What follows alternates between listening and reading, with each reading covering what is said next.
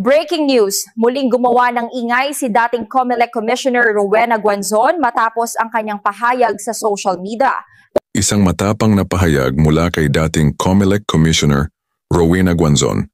Anya, sinisiraan ng mga patay-gutom na vlogger ang Iglesia ni Cristo, pero mas may nagagawa pa sila kaysa sa administrasyon ni BBM. Dagdag pa ni Guanzon, ang lingap sa mamamayan ng kapatiran ay umaabot sa mga liblib na baryo.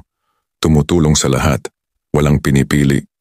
Habang ang mga proyektong may mukha ng mga politiko, pinunduhan ng pera ng taumbayan, ay madalas daw overpriced.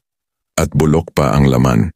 Isang matinding banat laban sa katiwalian at pagpapanggap sa pamahalaan. Isang paalala na tunay na serbisyo ay hindi nasusukat sa pangalan, kundi sa gawa. Follow naman sa ating page kung nagustuhan nyo ang ating video. Para na susunod na update, marami salamat sa inyong patuloy na suporta. Laban lang tayo.